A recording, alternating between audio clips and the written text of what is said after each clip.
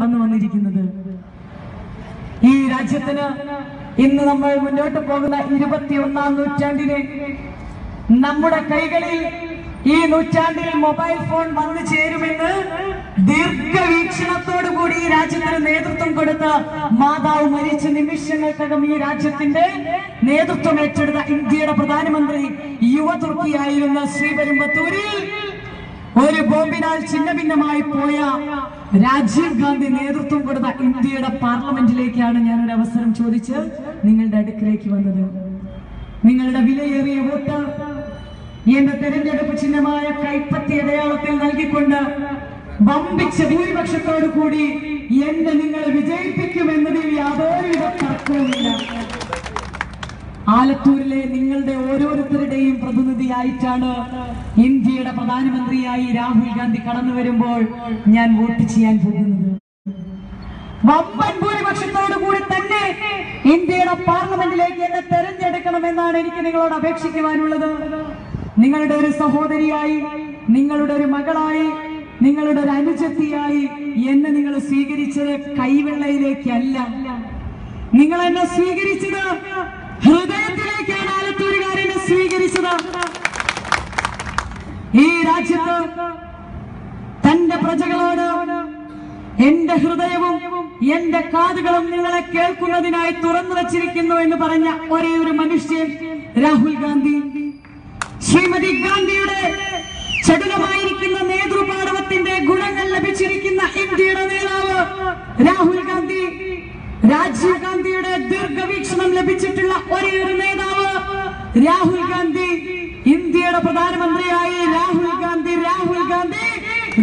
ഗാന്ധി കടന്നു വരുന്ന സമയത്ത് ആലത്തൂരിനെ പ്രതിനിധീകരിച്ച ഒരു പാർലമെന്റ് ജനപ്രതിനിധിയായി തെരഞ്ഞെടുത്ത് നിങ്ങളൊരവസരം എനിക്ക് തന്നു കഴിഞ്ഞാൽ ഇന്ത്യ രാജ്യത്ത് രാഹുൽ ഗാന്ധി നേതൃത്വം കൊടുക്കുന്ന കേന്ദ്ര ഗവൺമെന്റിന്റെ രാഹുൽ ഗാന്ധിയുടെ പ്രത്യേക പരിഗണനയും പരിലാളനയും താങ്ങും തണലും ലഭിക്കാൻ പോകുന്ന കേരളത്തിലെ 20 പാർലമെന്റ് മണ്ഡലങ്ങളിൽ ഏത് മണ്ഡലത്തിലാണ് രാഹുൽ ഗാന്ധി പ്രാധാന്യം കൊടുക്കാൻ പോകുന്നത് എന്ന് ചോദിച്ചാൽ ഒരു ഉത്തരമേ ഉള്ളൂ, അത് ആലത്തൂരാണ്.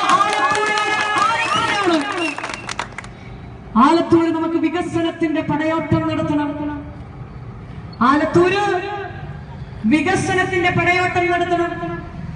ഈ രാജ്യത്തിനെ പടുത്തുയർത്തിയത് ചാച്ചാജിയാണ്.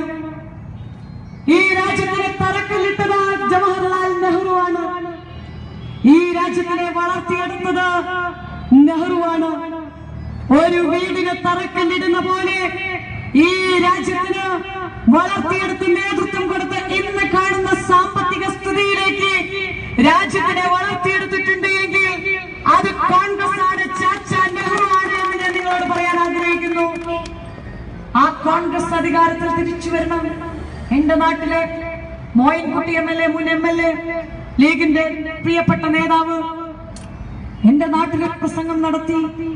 ഈ രാജ്യത്ത് 5 നേരം നിസ്കരിച്ച് വൈകുന്നേരം കൂലിപ്പണി കഴിഞ്ഞു വന്ന് തന്റെ മക്കളോടും ഉമ്മയോടും ഉപ്പയോടും സമാധാനപരമായി അന്നം കഴിച്ച് അത്താഴം കഴിച്ച് അന്തി ഉറങ്ങുന്നതിന് കോൺഗ്രസ് ഈ രാജ്യത്ത് വരണമെന്ന് ഞങ്ങൾ ആഗ്രഹിക്കുന്നു എന്ന് ഓരോ ആളുകളും പറയുകയാണ്.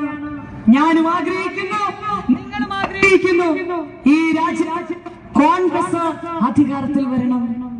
ജനങ്ങളുടെ ക്ഷേമപ്രദകരമായിരിക്കുന്ന പദ്ധതികൾ നടപ്പിലാക്കുന്നതിന്, വികസന പ്രവർത്തനങ്ങൾക്ക് നേതൃത്വം കൊടുക്കുന്നതിന് അങ്ങ് കോളനിയിൽ ഇരിക്കുന്ന കല്യാണിയുടെ മനസ്സ് പറയുന്നു ഈ രാജ്യത്ത് IAY ഭവന പദ്ധതി നടപ്പിലാക്കാൻ സാധിക്കുന്നത് കോൺഗ്രസിനാണ്. കോൺഗ്രസ് തിരിച്ചു വരണം.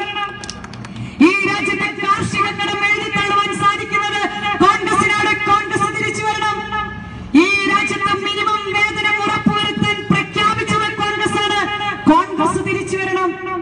ഈ രാജ്യത്ത് ഹരിത വിപ്ലവം നടപ്പിലാക്കിയത് കോൺഗ്രസ് ആണ്. ക്ഷീര വിപ്ലവം നടപ്പിലാക്കിയത് കോൺഗ്രസ് ആണ്. ഈ രാജ്യത്തിനെ വളർത്തിയെടുത്തത് കോൺഗ്രസ് ആണ്. കോൺഗ്രസ് ഈ രാജ്യത്ത് അധികാരത്തിൽ വരണം. ആലത്തൂരിലെ പാർലമെന്റിൽ നിന്ന് വമ്പിച്ച ഭൂരിപക്ഷത്തോടു കൂടി നിങ്ങൾ എന്നെ വിജയിപ്പിച്ചു കഴിഞ്ഞാൽ ഞാൻ നിങ്ങൾക്കൊരു വാക്ക് നൽകുകയാണ്.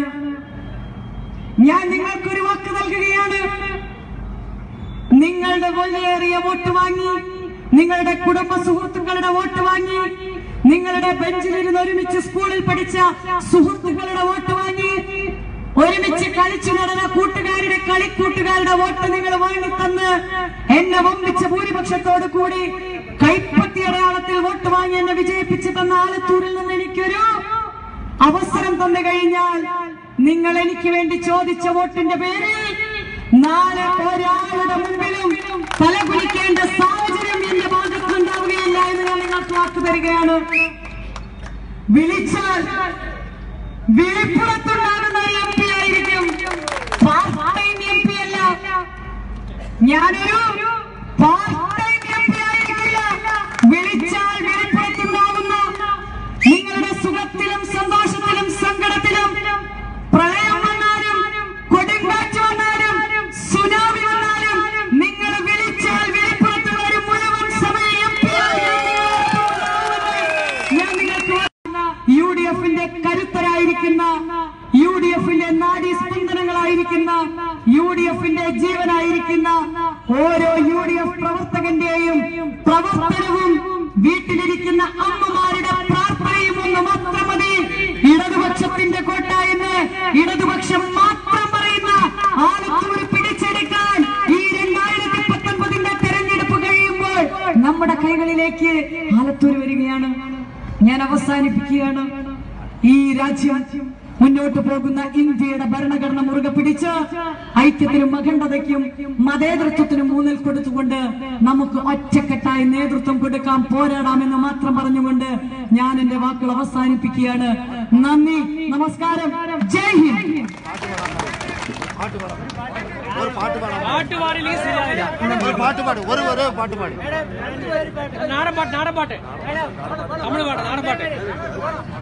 ചേട്ടൻ ഒരു പാട്ട് പാടും. സുഹൃത്തുക്കളെ, ഞാനിപ്പോ പെട്ടെന്ന് 10 മിനിറ്റിനുള്ളിൽ എഴുതിയതാണ്. ജയ്ഹോ പദയാത്രയുടെ ഫുള്ള് പാട്ട് എഴുതിയതാണ്. നിമിഷ കവിയാണ്. അപ്പൊ ചിലപ്പോൾ തെറ്റുണ്ടാവും, ക്ഷമിക്കണം. കടയിൽ നിന്ന് എഴുതിയതാണ്. ഞാൻ 110 കിലോമീറ്റർ അപ്പുറത്തു നിന്നാണ് വരുന്നത്. എന്റെ കാര്യം ഇപ്പൊ വിശദീകരിക്കാൻ സമയം ഒരുപാട്. മിന്നാമിനുങ്ങേ പൊന്നായരങ്ങേ, ഈ നാട്ടിൽ നിന്നാകും നിൻ തുടക്കം. നീ തനിച്ചല്ലി നാട്ടുകാരുണ്ട് ആലത്തൂരിനായി